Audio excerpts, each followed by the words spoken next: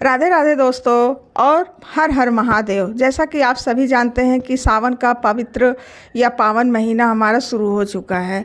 तो बहुत लोगों के मन में ये डाउट रहता है कि हम जो लोग ऑफिस जाते हैं या जो लोगों को के पास काम रहता है, जिन लोगों के पास टाइम नहीं होता है, तो वो सोचते हैं कि हम मतलब मंडे को या फिर रोज़ प्रतिदिन हम भोले बाबा की या शिवलिंग की पूजा किस तरीके से कर सकते हैं जो कि हमें बहुत आसान लगे। तो देखिए, आप इस तरीके का एक प्लेट ले लीजिए और इस तरीके का आपके घर में जो भी शिवलिंग है, जो भी पत्थर के, या फिर अगर वो नहीं है तो आप मिट्टी का भी बना सकते हैं। तो इस तरीके से आप अपना एक छोटे से लोटे में जल ले लीजिए, जो कि इसमें गंगा जल भी मिला रहना चाहिए।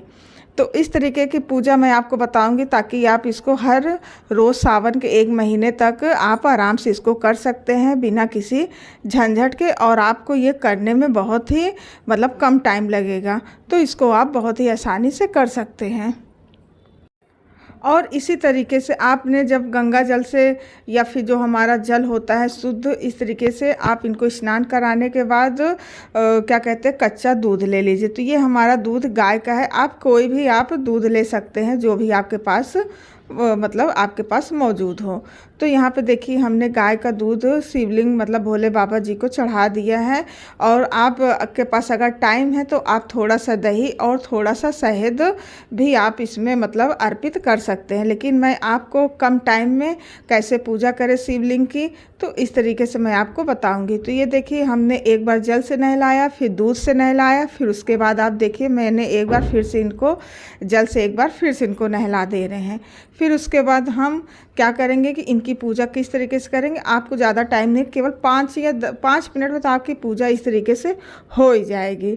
तो आप बाज़ार से जाके थोड़े फूल वगैरह भी ला सकते हैं, जैसे कि, और इस तरीके का जो तिल होता है, थोड़ा सा तिल और चावल अगर आपके पास है तो आप चढ़ा दीजिए। अगर आपके पास नहीं है तो कोई बात नहीं है, लेकिन सबके पास रहता है। बस केवल 2-4 दाने आप तिल के इस तरीके के डिब्बे में रखिए और आप उनको अर्पित कर दीजिए। और ये हमारा बेलपत्र, जो कि बेलपत्र का जो होता है वो फटा हुआ ना हो या छेदा हुआ ना हो, इस तरीके से सही से हमारा अच्छा सा ये बेलपत्र होना चाहिए। फिर उसके बाद हम इनको प्रणाम करेंगे। और यहाँ पे आप कोई भी सीजनल फूल होते हैं आप उसको हमारे भोले बाबा जी को आप अर्पित करिए अच्छे से। लेकिन आप एक बात का ध्यान ज़रूर रखिएगा कि तुलसी का पत्र इसमें नहीं चढ़ता है। तो अगर जैसे फूल वाले दे देते हैं ना तुलसी वगैरह, तो उससे थोड़ा दूर रखिएगा। और ये देखिए, ये धतूरा को भी मतलब ये सब आप अच्छे से, धतूरा मिल जाए, बेल मिल जाए, जो भी आपको मिल जाए तो आप इनको चढ़ा सकते हैं। तो मुझे जो जो मिला है अभी, तो मैंने वो इनको अर्पण कर दिया है। आपके पास जो कुछ हो तो आपको तरफ अगर मिल सकता है तो आप उसको ले सकते हैं।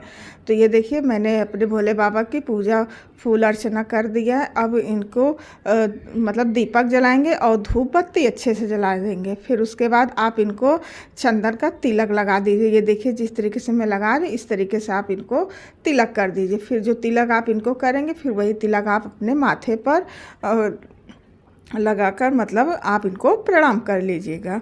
तो इस तरीके की पूजा अगर आप फ्रेंड करेंगे तो रोज़ाना आपकी बहुत ही आसान तरीके से आपकी इस तरीके से पूजा हो जाएगी। और हाँ, जो भोले बाबा को हमने स्नान कराया उसको आप किसी मतलब दूसरे गमले में डालिएगा, ना कि तुलसी के पौधे में बिल्कुल भी आप उस जल को मत डालिएगा। तो इस तरीके से देखिए, हमारी पूजा अर्चना हो गई। अब हम धूप बत्ती कर लेते हैं। तो बहुत ही आसान तरीके की पूजा है फ्रेंड।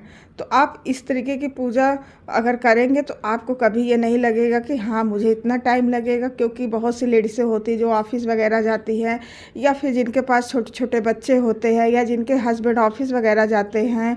मतलब कि बहुत से ऐसे लेडीज़ों होती हैं जिनके पास बहुत सारे काम होते हैं, और हम लेडीज़ों के पास तो काम की भरमार होती है। अगर हम लोग अगर काम को थोड़ी देर रेस्ट करके अगर हम लोग बैठे ना, तो हम लोग शायद हम लोगों को आराम मिले ही ना। तो हम लोग काम को ही थोड़ा रेस्ट दे देते हैं। हम लोग अपने आप को रेस्ट इसी वजह से नहीं दे पाते, क्योंकि हमारे पास काम ही इतना होता है। तो इस तरीके से आप अपने भगवान भोले बाबा की पूजा अर्चना इस तरीके से आप प्रतिदिन कर सकती हैं। और इस तरीके से आप कोई भी सीजनल फल हो आप उसको भी भोले बाबा जी को अर्पण कर दीजिए।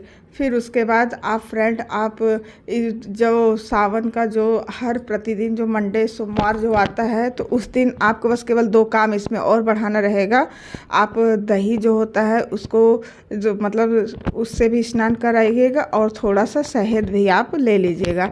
तो सोमवार जो कि हमारे भोले बाबा का दिन है, जो कि सावन का महीना चल रहा है, तो इस तरीके से आप उनकी पूजा अर्चना करिए और आपको कोई भी इसमें मतलब कोई वो नहीं, जिस तरीके से आप भाव से पूजा करेंगे उसी तरीके से भगवान आपकी भाव को देखते हैं, ना कि आपकी पूजा अर्चना को।